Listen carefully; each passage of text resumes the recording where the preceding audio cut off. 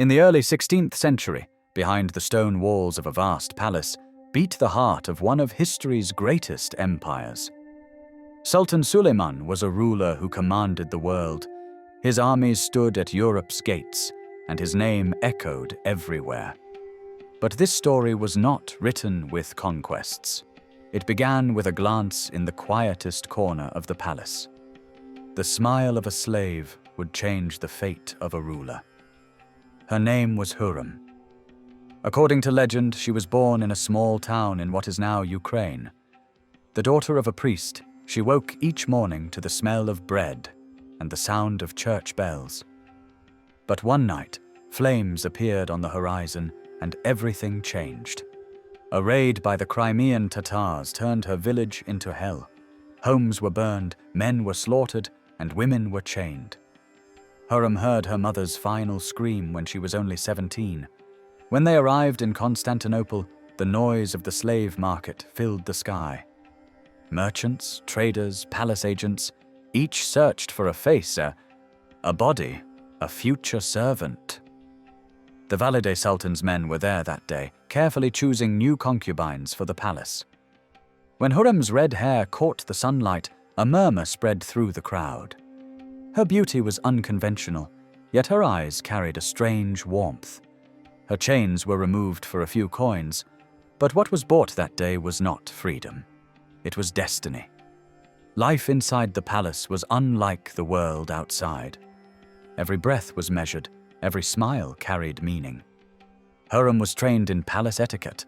Sewing, music, Turkish, Arabic, and Persian lessons reshaped her. Her lively nature made her stand out among the other concubines.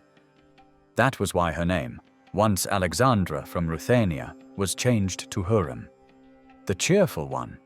It was Suleiman himself who gave her that name. When Suleiman ascended the throne, he was young, but the weight of empire already rested on his shoulders.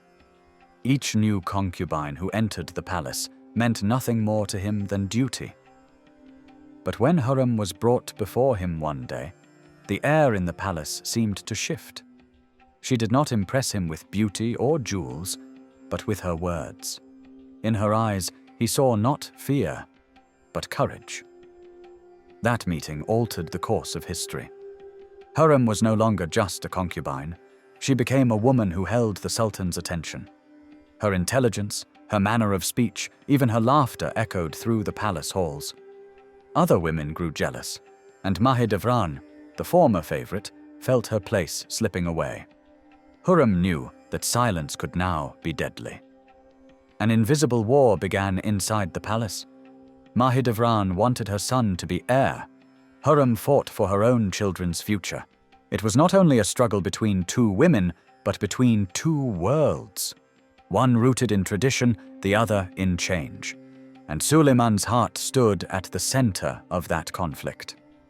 In time, Hürrem became not just a beloved woman, but a trusted advisor. When Suleiman left for campaigns, he wrote her letters, sometimes even about matters of state. For a sultan to confide in a woman was unprecedented. Hürrem was no longer only in the sultan's heart. She was now part of the empire's soul. Then came a step no one could have imagined. Suleiman married Hürrem. To wed a former slave was nothing short of revolutionary in Ottoman tradition. This act legitimized her position, but it also multiplied her enemies. Even the Valide Sultan was outraged, yet Suleiman had made his choice. He would no longer be just a ruler, he would be a lover. Their love endured for years, through letters, gifts, and longing. Hürrem's words carried no arrogance or fear, only affection. "My heart burns without you," she wrote in one. Suleiman's reply was simple yet profound. "The palace feels cold without you." The most powerful man in the world had found peace in a woman's love. But love in a palace always came with a price. The intrigues never ceased. Hürrem's rivals seized every chance to discredit her, calling her a witch, a manipulator. Yet she endured. She knew that to survive, a woman needed not only love, but intellect. Years passed, Suleiman grew old, and the thunder of war gave way to silence. Hurrem became the mother of the palace. Her sons rose to power, but every triumph brought new danger. She foresaw that the rivalry among them would one day mirror her own battles with Mahidevran. When Hurrem died, Suleiman fell into silence for days. He had her tomb built beside his own, within the palace grounds. Perhaps it was the only way they could remain together. The story of a woman who entered the palace as a slave ended at the heart of an empire.